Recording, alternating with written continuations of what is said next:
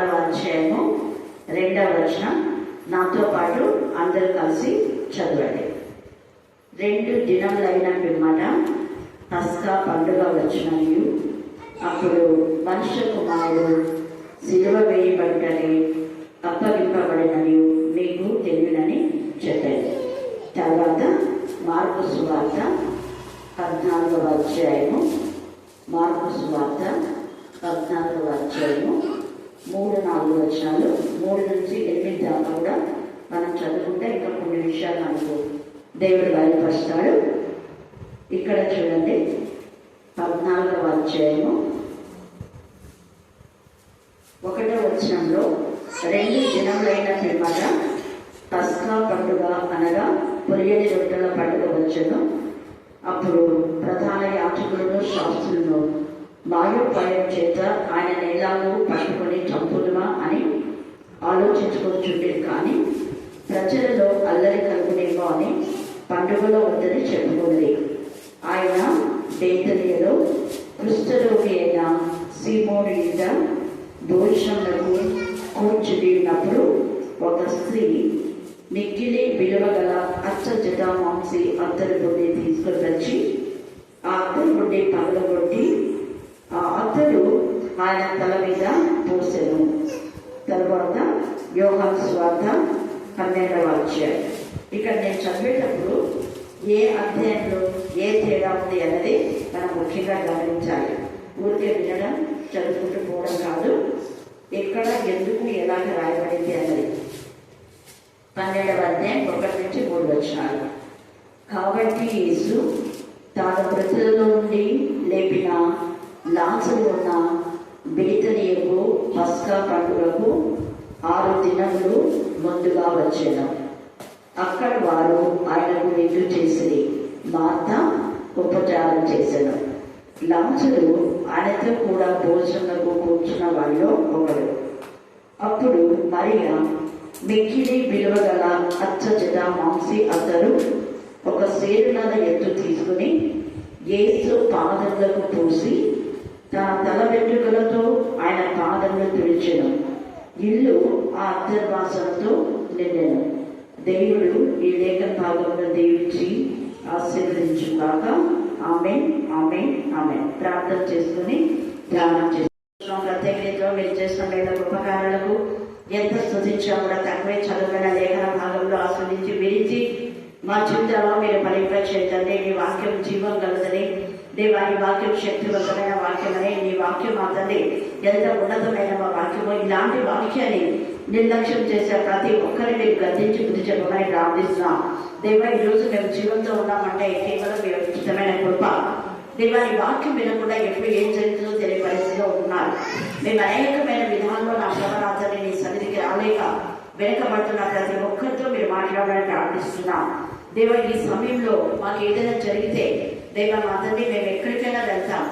అయితే అదే జరగకుండా మాకు మా తండ్రి క్షేమ స్థితిని ఇచ్చారని చెప్పి మీ సన్నిధికి రావడానికి జ్ఞానం కలగొచ్చని ప్రార్థిస్తున్నాం. ఏ ప్రమాదమైనా, ఏ సీరియస్ కండిషన్ అయినా కూడా మా తండ్రి దేవ ఎంత దూరమో మా ప్రభు నా తల్లి ఆటోలో ప్రయాణం చేసే మేము దేవుని కృప మాకు ఇచ్చినప్పుడు పనులు కాకుండా నీకు ప్రథమ స్థానం ఇచ్చే జ్ఞానం కలుగొచ్చేది.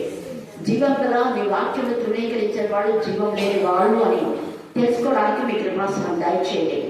దేవ, నా ప్రభా జీవించు నా పేరు మాత్రం ఉంది, కానీ నీ మృతులమనే ఆ మృతతుల్యమైన జీవితంలో నుంచి మమ్మల్ని విడిపించమని ప్రార్థిస్తున్నాం. ఈ రాత్రి కాల సమయంలో దేవ లేఖన భాగంలో సత్యాన్ని మేము తెలుసుకొని ఇస్కరియోతు యూదాలాగా కాకుండా నా ప్రభా నిజంగా మేము మీ పట్ల తపన తృష్ణ కలిగి ఉండి మా యొక్క జీవితం అంతా కూడా వారు ఎంతో విలువైన అత్తరు సమర్పించారు. మేము విలువైన అత్తరు తేకపోయినా దేవ విలువైన సమయాన్ని మీకు ఇచ్చే జ్ఞానం మాకు దయచమని ప్రార్థిస్తున్నాం. దాని మీకే స్తోత్రం, మీకే స్తోత్రం, మీకే స్తోత్రం, మీకే స్తోత్రం. ఈ రాత్రి కాల సమయంలో మమ్మల్ని మీరు ఏమీ అడగటం లేదు తండ్రి. దేవా, విలువైన సమయంలో మిమ్మల్ని విలువైనగా ఎంచినప్పుడే దేవా మేము నిజమైనగా నిన్ను ఆనందించే వాళ్ళం అవుతాం, కృతజ్ఞత కలిగి ఉంటాం తండ్రి. స్తోత్రం. ఈ యొక్క యేసు ప్రభుల వారిని అభిషేకించుట. చెప్పండి. యేసు ప్రభుల వారిని అభిషేకించుట. మళ్ళీ చెప్పాలి. యేసు ప్రభుల వారిని అభిషేకించుట. యేసు ప్రభుల వారు మరణానికి ముందు అభిషేకం పొందుతున్నాడు. ఎంత ధన్యత చూడండి. మామూలుగా యోహాను సువార్తలో మనం చూస్తే, లేదా ఈ యొక్క యేసు ప్రభువు వారికి ముందు వచ్చాడు బ్యాప్టిజం ఇచ్చి యోహాను, నీవు నీటిలో బాప్టిజం ఇచ్చినప్పుడు నేను ఎవరినైతే అభిషేకిస్తానో అతనే నా ప్రియమైన కుమారుడు అని నువ్వు గుర్తుపట్టాలి. ఎలా తెలుస్తుందో ప్రభు నేను నీ ప్రియమైన కుమారుడు ఫలానా వాళ్ళని ఎంతో మంది వస్తున్నారు బ్యాప్టిజం తీసుకోవడానికి. మరి ఎలాగ నేను అక్కడికి నేను ఎలా దానికి సూచన ఏంటంటే, నువ్వు బ్యాప్టిజం ఇచ్చేటప్పుడు అతను నేను అభిషేకిస్తాను, ఈయన నా ప్రియకుమారుడని తెలియజేస్తాను. అందుకనే పావురము దిగి వచ్చేట పరిశుద్ధాత్మతో యేసుని అభిషేకించారు. నీటిలో బాప్టిజం తీసుకున్న తర్వాత తండ్రి అయిన దేవుడు, తండ్రి కుమార పరిశుద్ధాత్మలు చెప్పాలనుకుంటే ఏకీభవించి యేసు ప్రభువు వారిని పరం నుంచి ఆత్మ ద్వారా చేసి అభిషేకించబడినటువంటి యేసయ్య నా ప్రియ కుమారుడు అని పావురం అక్కడ తెలియజేసింది. ఇక్కడ ఈ స్త్రీలు కూడా ఎవరికి చెప్పరా, వీళ్ళు మేము ఇలాగా చేస్తున్నామని ఎవరికి చెప్పరా, అది ఎవరికి తెలియదు. కానీ స్వయాన యేసు ప్రభువు వారే ఏమని సాక్ష్యం ఇస్తున్నారంటే, ఈమె నా భూస్థాపన నిమిత్తమైన నా అభిషేకిస్తుంది అన్నాడు. హల్లెలూయా, హల్లెలూయా, హల్లెలూయా, హల్లెలూయా, హల్లెలూయా, హల్లెలూయా. ఇతరుల సాక్ష్యం కంటే మంచి సాక్ష్యమే మంచిది. మన మనసాక్షి, మన కాన్సెప్ట్, మనం నిజంగా దేవుడికి ఎలాగ ఉన్నాం, ఇష్టంగా ఉన్నామా, ప్రియంగా ఉన్నామా అని చెప్పి. అలాగనే దేవుడు మన గురించి ఏం సాక్ష్యం ఇస్తున్నాడు. రోమా 8వ అధ్యాయంలో సాక్ష్యమిత్తు ఆత్మ అని రాయబడిందట. అంటే నీ గురించి నా గురించి ఎవ్వరు మన మంచి మన చెడులు చెప్పకపోయినా మనం చేసిన పాపము మన గురించి సాక్ష్యం ఇస్తుంది, మనం చేసిన మంచి మన గురించి సాక్ష్యం ఇస్తుంది. ఇన్ ద సేమ్ వే పరిశుద్ధాత్మ మన కోసం సాక్ష్యం ఇస్తాడు. హల్లెలూయా, హల్లెలూయా, హల్లెలూయా, హల్లెలూయా, హల్లెలూయా, హల్లెలూయా. ఇశ్రాయేలు వీళ్ళంతా మాట్లాడుకున్నప్పుడు ఈ రాయే మనకు సాక్ష్యము అని చెప్తారు. ఈ రాయి మనకు సాక్ష్యం ఉంది. ఆ బండ సాక్ష్యము అంటే ఆ రాయి సాక్ష్యం, ఆ బండ క్రీస్తే, యేసు ప్రభువు వారే. అందుకే మన క్లుప్త వివరణ కాబట్టి మీకు తెలుసు కాబట్టి నేను క్లుప్తంగా చెప్తున్నా. మనం మాట్లాడుకున్న ఈ విషయాలకు ఈ రాయ సాక్షిగా ఒక యొక్క మరి స్తంభాన్ని అక్కడ నాటుతారు. కాబట్టి ఈ యొక్క రాత్రి కాల సమయమందు యేసు ప్రభువు వారు మన గురించి మంచి సాక్ష్యం చెప్పగలుగుతున్నారా, మన గురించి చెడ్డ విధానంలో చెప్తున్నారా? అయ్యో వేషధారులైన శాస్త్రాల పరిచయాలా, మీరు అన్నిట్లో బాగానే ఉన్నారు కానీ ఇది చేస్తున్నారు, ఇది చేద్దాంలా అంటున్నారు. ఇది మానక ఇది చేయండి అన్నాను. హల్లెలూయా, హల్లెలూయా, హల్లెలూయా, హల్లెలూయా, హల్లెలూయా. హల్లెలూయా. ఇక్కడ మనం చూస్తే యోహాను సువార్త 12వ అధ్యాయంలో అక్కడ, కాబట్టి యేసు తాను మృతులుండి లేపిన లాజరు ఉన్న బేతనీయకు పస్కా పండుగకు 6 దినాలు ముందుగా వచ్చాను. 2 చోట్ల బేతనీయ అనే ఉంది. బేతనీయలో కుష్ఠరోగి ఇంట యేసయ్య భోజనమునకు వెళ్ళాడు అని మత్తయి సువార్త 26వ అధ్యాయంలోను, మార్కు సువార్త 14వ అధ్యాయంలోను ఇప్పుడు మనం చదువుగా విన్నాం. అయితే ఇక్కడ మాత్రం యోహాను సువార్తలో 6 దినములు ముందుగా పండుగకు, పస్కా పండుగకు 6 దినములు ముందుగా వచ్చారు. అక్కడ వారు ఆయనకు విందు చేశారు. ఈ పస్కా గురించి రేపు ధ్యానం చేసుకుందాం. ఇక్కడ పస్కా కూడా చాలా ప్రాముఖ్యము. అక్కడ వాళ్ళు ఏ విధానంలో పస్కాను ఆచరించారు, ఎలా ఆచరించారు, ఎవరి పస్కాలో పార్టిసిపేట్ చేయాలి, ఎవరు చేయకూడదు అనే నిబంధనలు కూడా ఉన్నాయి. ఇక్కడ అక్కడ వారు ఆయనకు విందు చేసి మార్త ఉపచారం చేశాను. లాజరు ఆయనతో కూడా భోజనంలో కూర్చున్న వాళ్ళలో ఒకడు. అప్పుడు మరియా, అంటే మీకు 3 గురించి ఇక్కడ రాయబడిందని మనం గ్రహించవచ్చు. హల్లెలూయా, హల్లెలూయా, హల్లెలూయా, హల్లెలూయా, హల్లెలూయా, హల్లెలూయా. ఎంతో మంది అక్కడికి వచ్చింటారు. వాళ్ళందరి పేరు ఇక్కడ మెన్షన్ చేశారా? లేదు. కానీ ప్రత్యేకంగా ఎవరికి 3 గురించి చెప్తున్నారు ఇక్కడ. ఒకటేమో మార్త ఏం చేసిందంట, ఉపచారం చేసింది. రెండవది లాజరేమో ఆయనతో కూడా భోజనకు కూర్చున్న వాళ్ళు ఒకడు. అంటే ఎంతో మంది కూర్చున్నారు, ఎంతో మంది కూర్చున్నారు కానీ అందరి పేరు లేవు ఇక్కడ. ఎవరి పేరు రాయబడింది? లాజరు. ఎంత ప్రత్యేకత చూడాలి. మార్త ఎంతో మంది ఉపచారం చేస్తుండొచ్చు మేబీ, కానీ మార్త ఎక్కువ ఉపచారం, ఆమె ఎప్పుడు పనులు బాగా చేస్తుంది మార్త. అందుకనే మార్తను ఇక్కడ మన మార్తను కూడా తప్పు పెట్టకూడదు. ఈమె మంచి పనే చేస్తుంది, కానీ కాకపోతే దేవుని వాక్యములకు ప్రథమ స్థానం ఇవ్వాలని యేసయ్య ఉద్దేశం. అందుకనే మనం అదే మాట ఈ యొక్క 11వ అధ్యాయంలోనే యేసయ్య ఆమెను గద్దిస్తాడు. చూడు, మార్తను అనేకమైన పనులు పెట్టుకొని తొందరపడుచున్నావు, కానీ అవసరమైంది ఏంటంట? ఒక్కటే. అవసరమైంది ఏంది? ఒక్కటే. ఇక్కడ కూడా ఏమంటున్నా అంటే మరియ మిక్కిలి విలువ గల అనే మాట, ఈ మరియ ఖచ్చితంగా మార్త లాజరు యొక్క అక్క. హల్లెలూయా హల్లెలూయా హల్లెలూయా హల్లెలూయా హల్లెలూయా. హల్లెలూయా. అందరు ఒక సేరున్నర ఎత్తు తీసుకుని యేసు పాదములకు పూసి తల వెంట్రుకలతో ఆయన పాదములు తుడిచాను. ఈమె చేసిన పరిచయం ఏంటంటే పాదములకు పూసింది, తల వెంట్రుకలతో ఆయన పాదములు తుడిచాను, ఇల్లు అత్తర వాసనతో నిండాను. ఈ రాత్రి కాల సమయమందు యేసు ప్రభుల వారిని మనం ఏ విధానంలో గలపరుస్తున్నాం? ఈమె పాదములకు పోయడానికి కారణం ఉంది. ఎందుకు చెప్పండి? యేసు ప్రభు పాదములకి ఎందుకు పోయాలి? అతడు పాదంలోకి ఎవరన్నా పూస్తారా? మనంతా బట్టలోకి వేసుకుంటాం కదా, బాడీ స్ప్రే అని ఇక్కడ వేసుకుంటాం, కానీ కాళ్ళకి ఎవరు వేసుకోవాలి. కానీ పాదంలోకే పూస్తుందంట. ఏంటి చెప్పాలి? త్వరగా. Very good. ఇంకా ఇంకా రవ్వా, నేను భయంకరమైన పాపం నడకలో ఉంటున్నాయన, నా నడకను శుద్ధి చేసినావు, నీ పాదాలకు వందనాలు అని. దేవునికి విరోధమైన విధానంలో దేవుడు మరియను కూడా ఆశీర్వదించాడు. ఎప్పుడు నిన్ను నడిచే పాదం నాకు దయచేస్తే అది కూడా ఒక కాన్సెప్ట్. రబ్బా, ఎప్పుడు నీ పాద సన్నిధిలో నేను ఉండాలి. ఏసై అన్నాడు కదా, మరి అయితే చూడు ఏం చేస్తుంది, ఆయన వాక్యం వింటే ఆయన పాదం దగ్గర కూర్చున్నానండి కదా. ఆమె ఎప్పుడు ఏసే పాదాలలో ఆమె ఇచ్చేసారు. రబ్బా, నీ పాద సన్నిధి నాకు, మనం కూడా నీ పాద సన్నిధి నాకుంటే చాలా అని పాడబడతాం. కానీ పాద సన్నిధిలోకి రాము. ఎందుకు? అన్ని పనులన్నీ ముందు పెట్టుకుంటాం. అవన్నీ అయిపోయాక అప్పుడు ఏసై పాద సన్నిధి. ముందర మన పాద సన్నిధి, తర్వాత ఏసై పాద సన్నిధి. ఈమెనేమో ఇక్కడ మార్త కూడా ఎన్నైనా పనులు పెట్టుకుంది, కానీ మరి అలా చేయలేదు. ఏసై పాదాల దగ్గర కూర్చుంది. కారణం, ప్రభా నీ పాద సన్నిధిలో నేను ఉంటాను, నన్ను కూడా పనిలో కలిగి తెలుసు, నా పాదలు శుద్ధి చేయి, నా నెక్క శుద్ధి చేయి. ఇంకా ఎన్నో ఉన్నాయి అక్కడ అర్థం.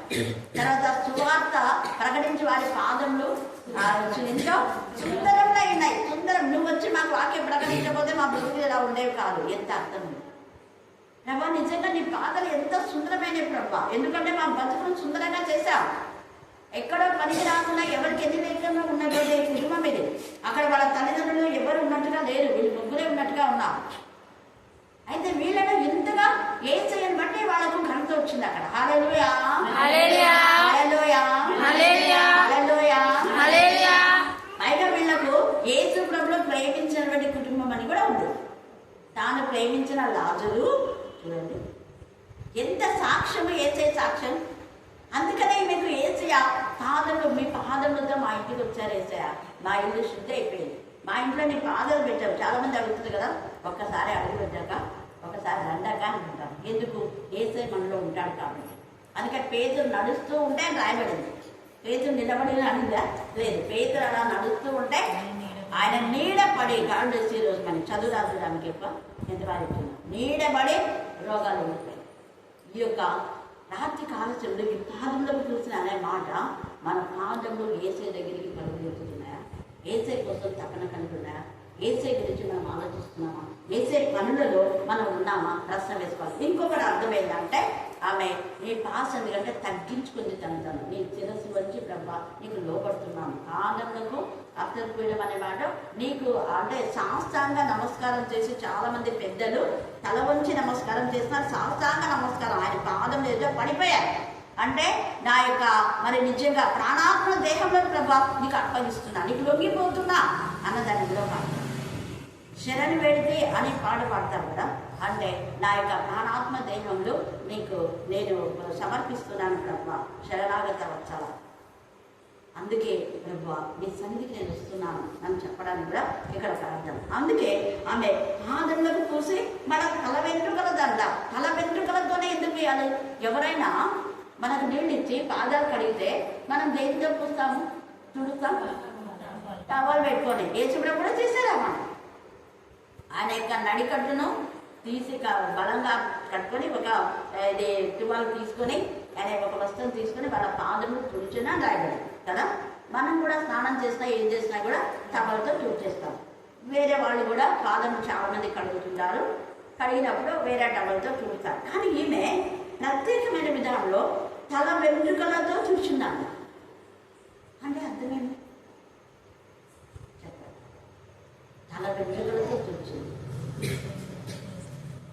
నా యొక్క జీవితం, నా తలంపులు, నా చూపులు, చింతలు, నడకల్ని నీవే ప్రభానే కాకుండా స్త్రీకి తల వెంట్రుకలు ఘనత కోసం ఇచ్చారు.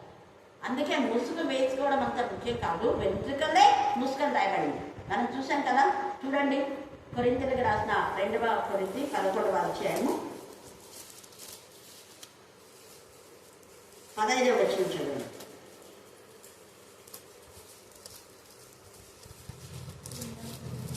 11, 15.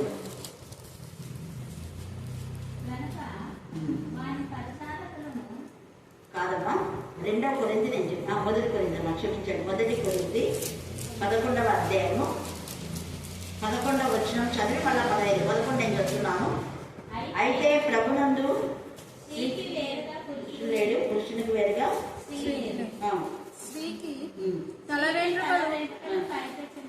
ఉండి ఇది కూడా చదువు. స్త్రీకి వేరుగా పురుషుడు లేడు, పురుషుడికి వేరుగా స్త్రీ లేదు అంటున్నాడు. అంటే స్త్రీ పురుషులు ఎవరైనా ఒకటే అనే విధానం ఇక్కడ టాపిక్ చెప్తున్నాడు. అంటే స్త్రీనే ముసుగు వేసుకోవాలి అనేది కాదు ఇక్కడ. తర్వాత ఇక్కడ ఏం చెప్తున్నాడు మళ్ళా పైన, విందు వలన దేవదూతలను బట్టి అధికార సూచన స్త్రీకి తల మీద ఏముండాలంట, ఉండవలన్నాడు. ఏంటి? వెంట్రుకలు పైనంతా క్షౌరం చేయించుకోవడం అనేది ఉంది చూడండి. క్రీస్తునకు శిరస్సు దేవుడని మీరు తెలుసుకోవాలి అని చెప్తున్నాడు.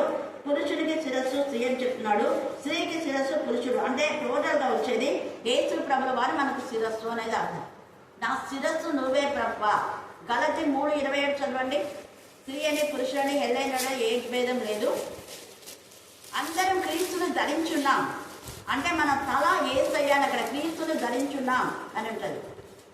గలతీ 3:27.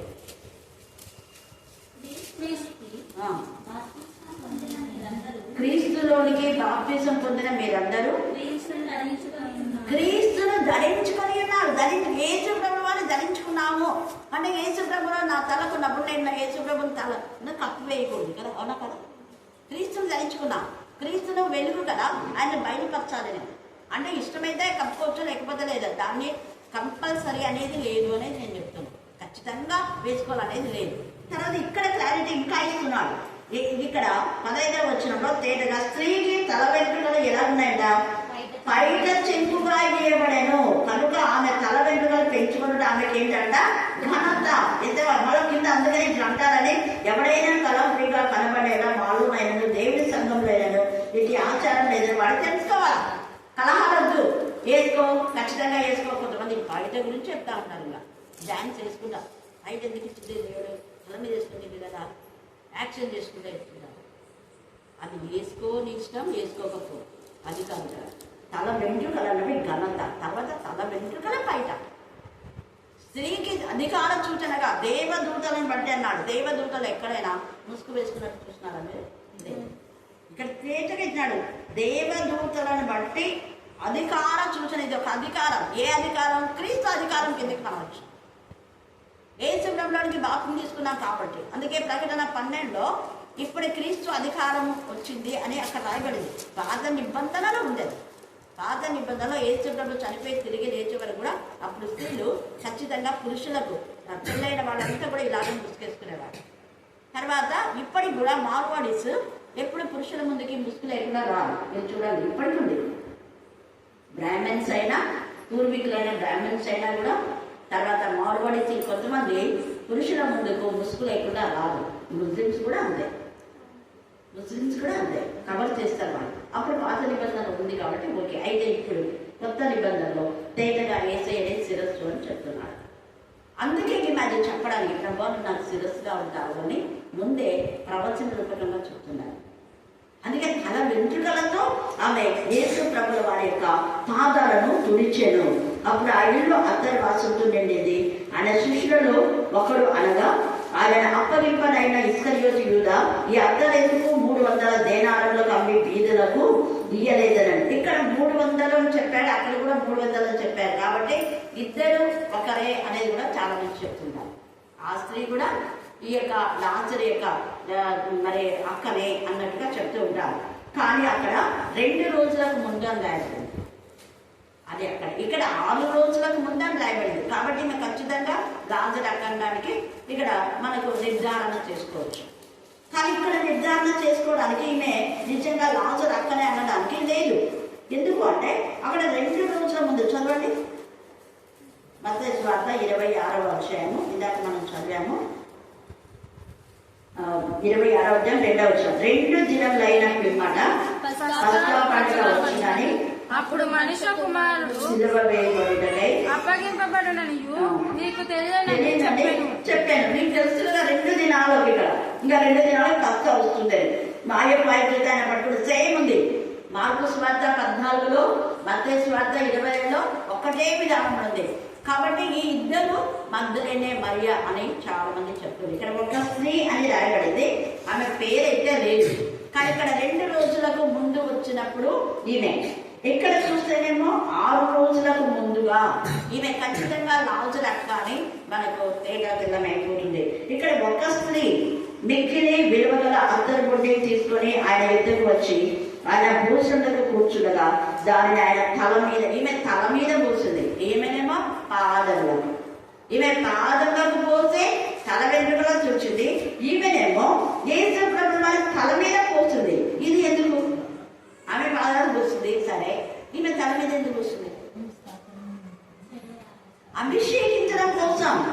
అభిషేకం అనేది పాదాలకు పోయరు, ఎక్కడ పోస్తారు? తలకే పోస్తారు. ప్రభువా మమ్మల్ని అందరినీ అభిషేకిస్తారు ప్రభా, యేసు ప్రభువు అన్నారు కదా, పైనుంచి శక్తి పొందే వరకు మీరు పట్టణంలో నిలిచి ఉంది. ఆ యొక్క 120 మందిలో మీరు కూడా ఉన్నారు. పరిశుద్ధాత్మ అభిషేకం నువ్వు ఇస్తావు. మేము నీటి ద్వారా బాప్టిజం పొందుతాము, కానీ నీటి ద్వారా పరిశుద్ధాత్మల అగ్నిలోనూ ఆయన బాప్టిజం ఇస్తాడని రాయబడింది. అభిషేకం. హల్లెలూయా, హల్లెలూయా, హల్లెలూయా. నీటితో అభిషేకం అన్నారు, పరిశుద్ధాత్మ అభిషేకం.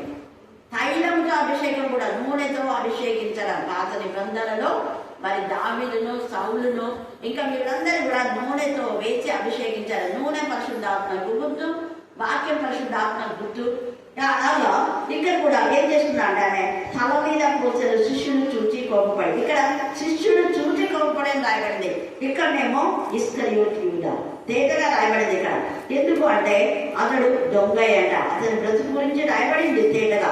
బీదల మీద మనకి ఏం శ్రద్ధ లేదు. బీదల మీద శ్రద్ధ లేకపోయినా మనల్ని మాట్లాడుతుంటారు. కలిగి కాదు, దొంగ ఏమింది, తన దగ్గర డబ్బు సంచి ఇండినందున అందులో వేయబడ్డది ఏం చేస్తుండ? దొంగిలించు వచ్చాను. ఒక్కసారి అండర్లైన్ చేసుకోండి. ఈ దొంగిలించడము అనేది ఇంకెక్కడ రాయబడింది చెప్పండి? దొంగిలించుచు వచ్చాను.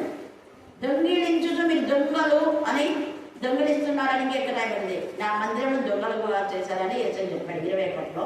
ఇంకెక్కడ? మలాఖీలో. దేవుడికి మీరు దశమ భాగం ఇవ్వక ఏం చేస్తున్నారు? దొంగలిస్తున్నారు. అక్కడ దశమ భాగం అంటే డబ్బు గురించి రాయబడింది. నా ఉద్దేశం నేను చెప్తా, సమయాన్ని మీరు దేవుడికి ఇవ్వకపోతే దొంగలు. డబ్బులు ఇవ్వకపోయినా దేవుడు క్షమిస్తాడేమో, కానీ సమయం ఇవ్వకపోతే క్షమాపణ. ఎందుకు? పరిశుద్ధాత్మక అదేంటి? వ్యతిరేకం. మనుషులకు ఏం చేసినా కూడా, ఎందుకంటే దేవుడే అన్నాడు మీరు దశమ భాగం ఇవ్వాలి, ఒకవేళ ఇవ్వలేకపోయినా పర్వాలేదు క్షమిస్తాడు. కానీ దేవుడు ఎందుకు? ఆయన డబ్బు కావాలన్నా హృదయం అడిగినాడు.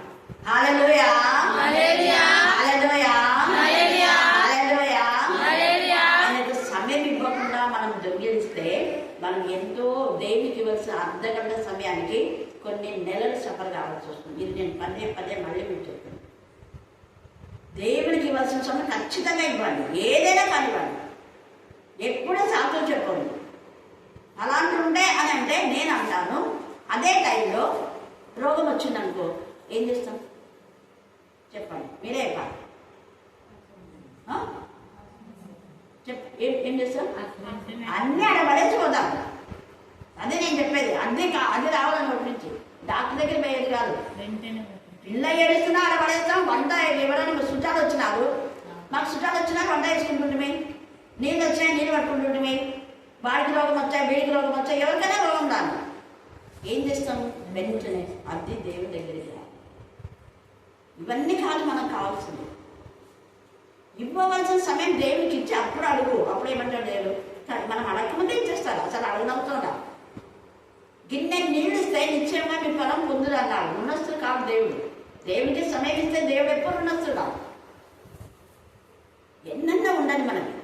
ముందు ఫస్ట్ ప్రతిరోజు మనం దేవుడికి ఇవ్వవలసిన సమయం దేవుడికి ఇద్దాం. ఈమె ఇంత చేసినారు, ఇంత చేయనవుతున్నా 300 దేనాలు పెట్టి అప్పట్లో అంటే ఇప్పటి కొన్ని కోళ్ళు, ఆ కోళ్ళు పెట్టి యేసుప్రభువుకి అర్థం చేయని అవసరమే లేదు. నీ దశంలాగా నువ్వు ఇస్తావు లేకపోతే దేవుడు ఎలాగిస్తాడో అలాగిస్తాడు. అది కూడా కాదు, నా కుమారి నా కుమార్తె నాకు సమయం, మీ అమ్మ మీ నాయనే ఉన్నారు, నీకు చక్కటి వస్త్రాలు ఇస్తున్నారు, అన్నీ ఇస్తారు, నీతో మాట్లాడుకుంటే బాగుంటుందా? చెప్పండి, మాట్లాడుకుంటే బాగుంటుందా? మీ అమ్మ నీతో మాట్లాడకుండా అన్నం మీద పెట్టి వెళ్తారు, తినకుండా ఉందా? మరి మనం ఏసైతే మాట్లాడకపోతే ఎట్లా? దేవుడి చెందుకు వచ్చి దేవుడి మాటలు వినాలి కదా.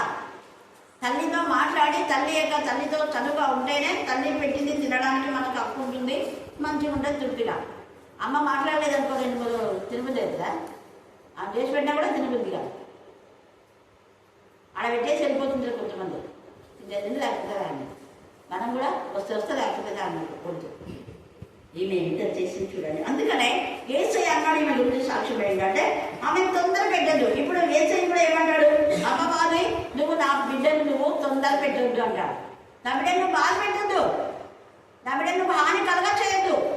ఏం నాకు మాత్రం నువ్వు గుండె నొప్పి, బాడీ పెయిన్స్, అవి ఇవి ఆర్థిక సమస్యలు, నిందలు, వేదనలు, రోదనలు కన్నీళ్ళు తెస్తున్నావా? పెట్టద్దు. సైతాన్ని గందిస్తాడు. ఇక్కడ గందించాడు వెంటనే, ఎక్కువసేపు చేయలేదు. ఆ మాట అన్న వెంటనే యేసయ్య ఎంత స్పందించినాడు చూడండి. విరాప్తి ఆలోచన మీద మనకి 24 గంటలు మనం కాపాడే యేసయ్య, నిన్ను నన్ను చూస్తున్న యేసయ్య వెంటనే ఇక్కడ గర్దిస్తున్నాడు ఈ వ్యక్తిని. ఆమెను ఎందుకు మీరు తొందర పెడుతున్నారు అంటాడు. చూడండి, చదవండి అన్నమాట.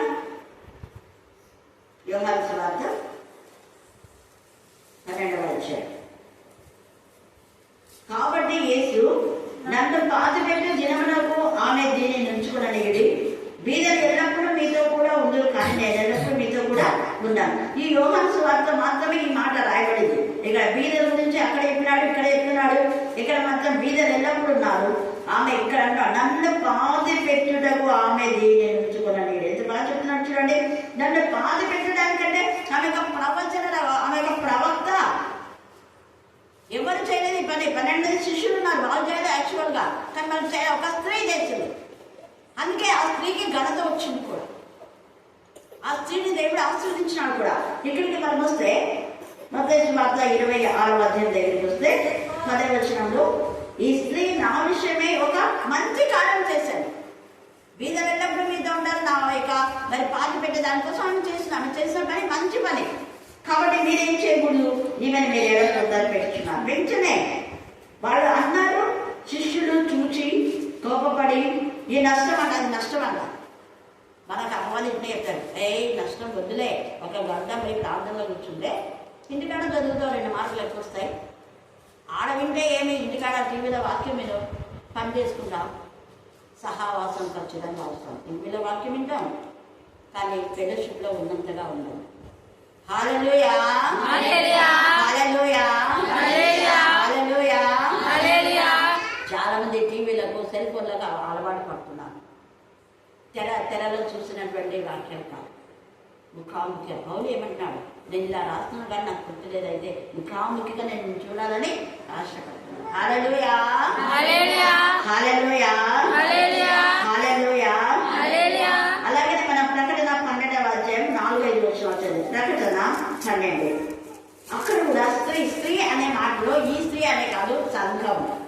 స్త్రీ అంటే సంఘం. స్త్రీ అంటే ఒక బలహీనతలని చెప్పుకోవచ్చు ఎవరైనా కూడా.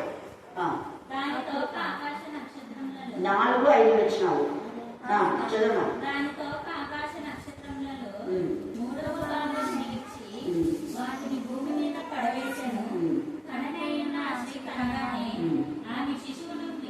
ఇక్కడ ఆమె శిశువును మృంగివేయవలనని, ఆమె ఒక మగ శిశువును కనాలని అనుకుంది. మగ శిశువు అండర్లైన్ చేసుకోండి. ఎవరి మగ శిశువు అంటే యేసు. మనం జన్మించే మనంతా స్త్రీలే. స్త్రీ అయిన సంఘానికి శిరస్సు పురుషుడైన యేసయ్య. హల్లెలూయా, హల్లెలూయా, హల్లెలూయా.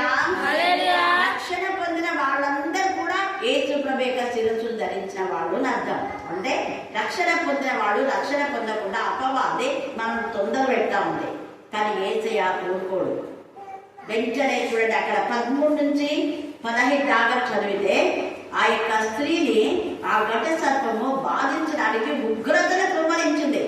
అయితే భూమి ఎవరికి సహాయకారం లేకపోయినా దేవుడికి సహకారం పంపిస్తాడు. భూమి ఆ స్త్రీకి సహాయకారి అయి ఆ యొక్క ఉగ్రతను మింగివేసింది.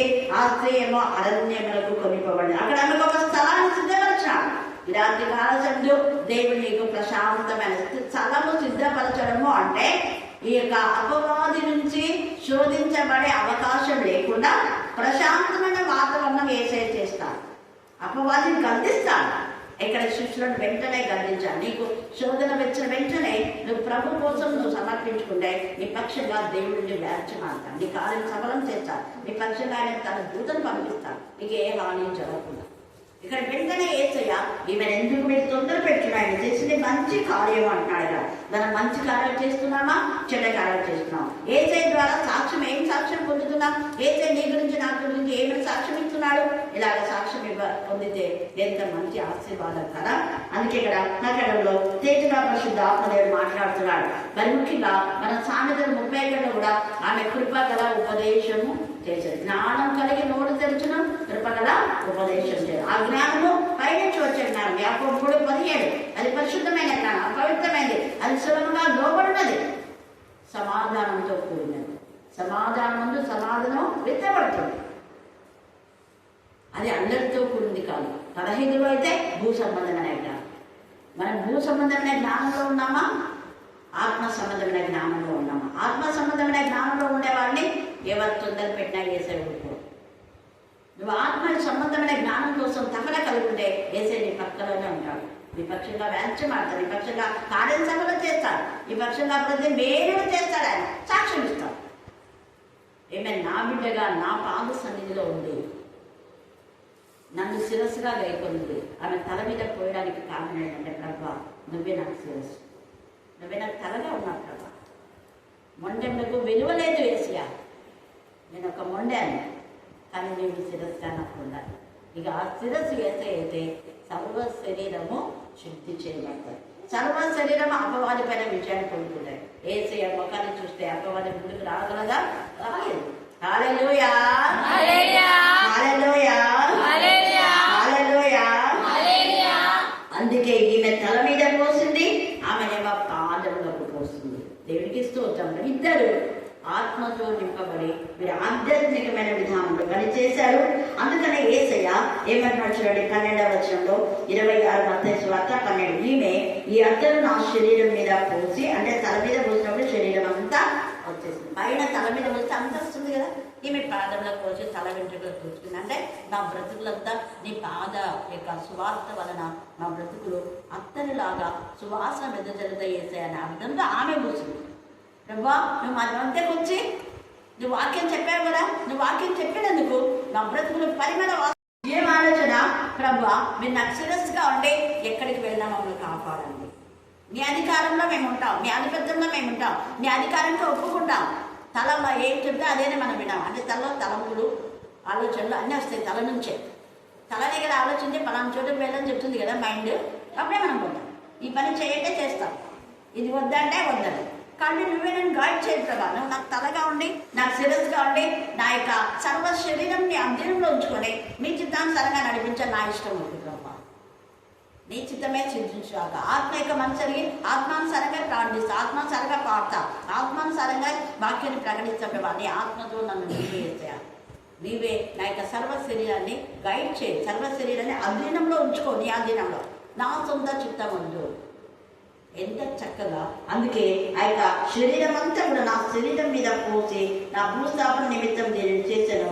సర్వలోకమందు ఈ సువార్త ఎక్కడ ప్రకటింపబడ్డో అక్కడ ఈమె చేసినది నువ్వు ఈమె జ్ఞాపకార్థంగా ప్రశంసింపబడ్డాన్ని మీతో నిశ్చయంగా చెబుతున్నానని వార్తానండి. దేవునికి నామములకు మహిమ కలుగు కాక. యేసు ప్రభు మరణానికి ముందు ఈమె ప్రశంసను పొందుకుంది. పునరుద్ధారణ అయిన తర్వాత కూడా ఆమెకే మొదటి ప్రాధాన్యత ఇచ్చారు. హల్లెలూయా, హల్లెలూయా, హల్లెలూయా, హల్లెలూయా, హల్లెలూయా, హల్లెలూయా. కాబట్టి ఈ స్త్రీ భక్తులైన మరేని చాలా మంది తెలియజేస్తారు. అందుకనే ఆమెకు మొదటి ఇక్కడ స్థానం ఇచ్చాడు. తర్వాత అక్కడ కూడా మొదటి ఇచ్చాడు. ఆమె ప్రపంచంలో కూడా యేసు ప్రభు చనిపోయి తిరిగి లేచిన తర్వాత వాక్యం ప్రకటించిన వాళ్ళు ఎవరు? సువార్త ముఖ్యంగా శుభవార్త అంటే శుభవార్త. యేసయ్య జనన మరణ పునరుద్ధానంలో చెప్పేటంటే శుభవార్త. అది పాత కొత్త నిబంధన యొక్క కలయికతో. యేసు ప్రభుల వారి యూదా వంశం అంటే పాత నిబంధన మనకు తెలుస్తుంది, దేవి వంశం అంటే పాత నిబంధన మనకు తెలుస్తాయి, కొత్త నిబంధన కాదు తెలిపేది. పాత నిబంధనలో నుంచే యూదా వంశం లేవి వంశాలు వచ్చాయి. కాబట్టి రాత్రి కాల సమయమందు యేసు ప్రభుల వారి యొక్క శిరస్సుగా మనం గాయకొని ఆయన ఆత్మ ద్వారా నడిపించబడి ఆయన పిల్లలుగా చేయబడతాం. ఎందరో ఆత్మతో నడిపించబడదో వాళ్ళందరూ దేవుని పిల్లలు అనబడతారు. దేవుని కుమారుగానే కుమార్తెలు దేవుని ఆత్మతో నడిపించబడతాం. దేవుని చిత్తాన్ని నెరవేర్చాం. దేవుడు ఈ లేఖన భాగాన్ని దీవించి ఆశీర్వదించుగాక. ఆమేన్, ఆమేన్, ఆమేన్. అబ్రహాం ఇస్సాకు యాకోబుల తండ్రి నీకు స్తోత్రం, నీకు స్తోత్రం, నీకు స్తోత్రం, నీకు స్తోత్రం నాయన. అవును తండ్రి, గడిచిన నాయన దినములంతా మమ్మల్ని కాపాడి రక్షించి ఈ సమయంలో నాయన అక్కగారు నాయన కరుణాపీఠం ఎదుట అందరినీ సమకూర్చి నడిపించిన విధానాన్ని బట్టి మీకు స్తుతిస్తూ నాయన. మా స్థుతులపై ఆసీనుడైన సర్వశక్తిమంతుడా మీకు స్తోత్రమైన, మా స్థుతులపై ఆసీనుడైన సింహాసనంలో ఆసీనుడైన సర్వశక్తిమంతుడా మీకు స్తోత్రమైన, మా స్థుతులపై ఆసీనుడైన సర్వలోకపు రక్షక మీకు స్తోత్రమైన, మా స్థుతులపై ఆసీనుడైన సర్వశక్తిమంతుడా మీకు స్తోత్రమైన. అవును తండ్రి, సమయంలో మాకు ఇచ్చిన ఈ ధన్యతని బట్టి మీకు స్తోత్రం, మీకు స్తోత్రమైనా. అవును తండ్రి, మరి అక్కగారు మన మధ్య నిలవేర్చినావు, మా ఆత్మీయ తల్లిని మా దగ్గర నిలబెట్టినావు నైనా, నీకు స్తోత్రములు. ఆమెకి ఇచ్చిన వరమును బట్టి, ఆమెకి ఇచ్చిన సువార్త సేవను బట్టి ఆశీర్వదించి ఇంకా బలపరచునైనా. ఆమెకి ఇచ్చిన ఆరోగ్యాన్ని బట్టి మీకు స్తోత్రమైనా. మా మధ్య నిలిపినందుకే నీకు స్తోత్రం నైనా, వందనములు. ఈ రీతిగా నిరంతరం అనునిత్యమునైనా మా మధ్యలో అనేక విశ్వాసికులుగా నైనా తయారు చేసేటట్టు ఆమె వాక్యంలను బలపరచునైనా నీకు స్తోత్రమైనా. నైనా సేవని ఇంకా బలపరచాలి పరుచున్నదేవా మీకు స్తోత్రమైనా. వందనములయ్యా, మీకు స్తుతులయ్యా. ఎన్ని స్తుతులు చెల్లించినైనా మరి నీ రుణము తీర్చుకోలేనైనా నీకు స్తోత్రమైనా. అవును తండ్రి, మరి ఆత్మీయ తల్లి మా మధ్యలో ఉందంటే మాకు ఎంతో ధన్యకరమైనా మీకు స్తోత్రం. ఇంకా బలపరిచి ఇంకా అనేకులను ఇంకా బలపరిచి అనేక ఆత్మలను పట్టేటట్టు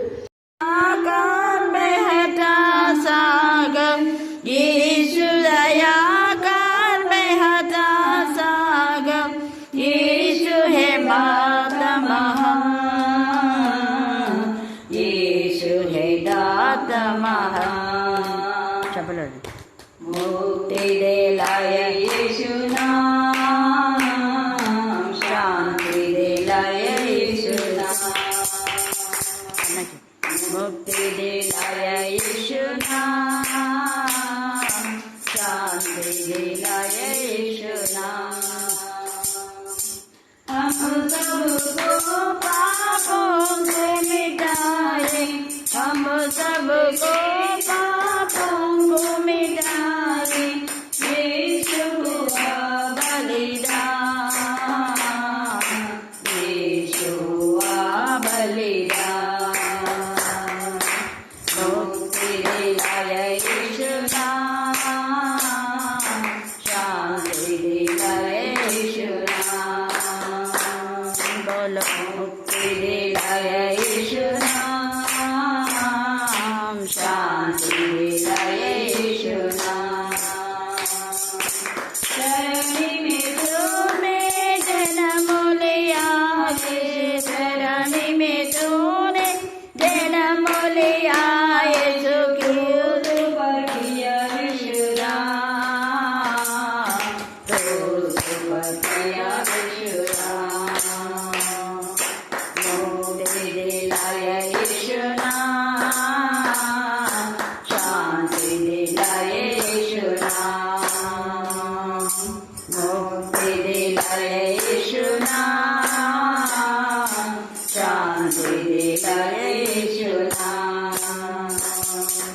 हम पर यीशु कृपा करुणा, हम पर यीशु कृपा करुणा,